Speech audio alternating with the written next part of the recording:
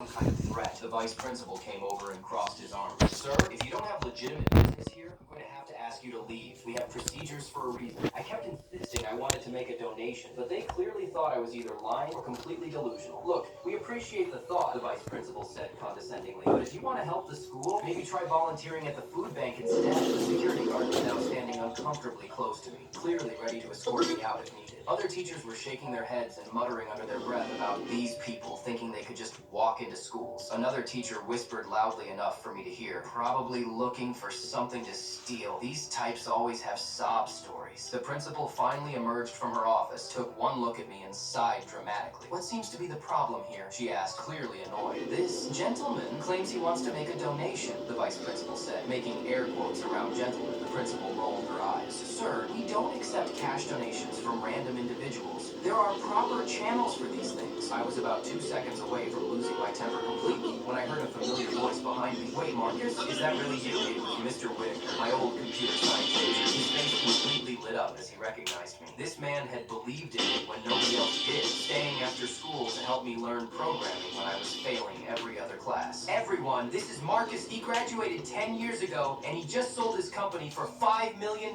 You could hear a pin drop in that lobby. The security guard's jaw literally fell open. The principal's face went completely white. The same teachers who were treating me like garbage and calling me these types were now pushing past each other to shake my hand and take selfies. I came to donate 50 new computers and tablets, I said calmly. But honestly, after this treatment, I'm seriously reconsidering. They all started panicking and begging me not to leave. I ended up donating anyway, but made sure my speech to the students mentioned treating everyone with respect, regardless of how they look.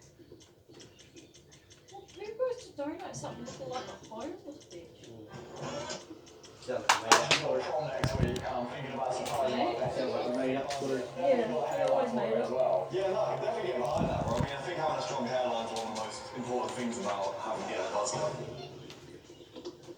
Is everything alright? I might see you or No, that's cool. So, I wouldn't actually recommend the buzz cut today, bro. I definitely want to do one. I'm not even without one. How about this? I'll let you hear my suggestion. Yeah, no, and then we can go from there.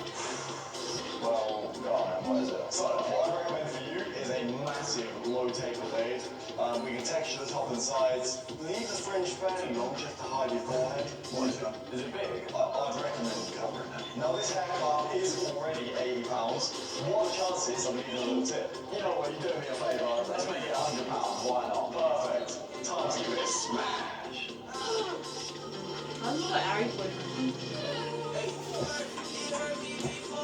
When will one of these NPCs go in there? Ah, why he winked at me? What?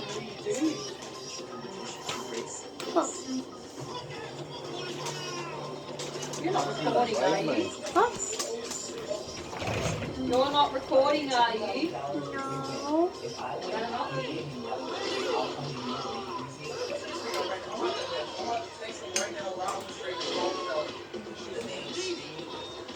Mom, no YouTube channels that actually get like a lot of views when they start up. They don't just instantly start making millions of views.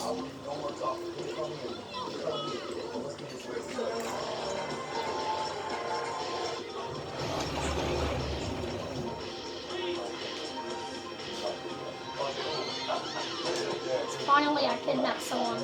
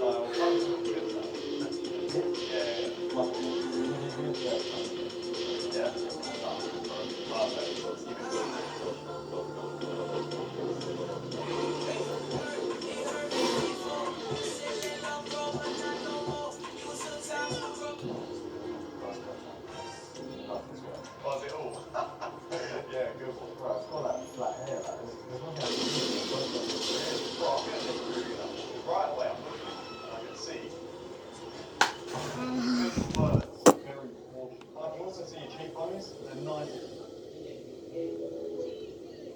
Pretended to be deaf for 3 years just to see what people really thought of me, and it destroyed my entire My screen's falling off. Holy shit. ear infection that left me temporarily deaf in both ears. My screen's falling off. I learned to read lips and discovered something fascinating.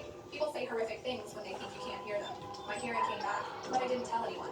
The first thing I learned was that my best friend Sarah called me pathetic behind my back. While sitting right next to me at lunch, she told Jessica how exhausting it was pretending to care about Took you over, little idiot. Sarah mouthed while I stared straight at her. My parents were worse. At dinner, my mom would silently mouth things like, "She's falling behind and everything," to my dad. He'd nod and mouth back, "It's probably just a phase." But the real revelation came from my sister Emma. Emma was 2 years older and the golden child. Straight A's, varsity soccer, early admission to Stanford. I thought we were close. I was wrong. One night, Emma brought her boyfriend over to dinner. I was in the living room, supposedly doing homework. They sat at the kitchen table where I could see them perfectly. What did you tell Larry?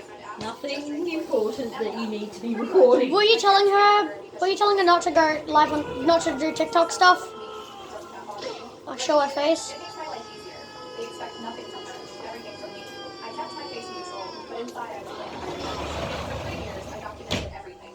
My parents had a betting pool with relatives about whether I'd graduate high school. My guidance counselor told colleagues I was a lost cause.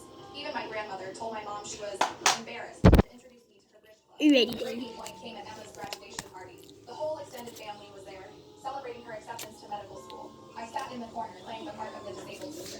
That's when I overheard my parents talking to my uncle. "We're honestly relieved," my dad said.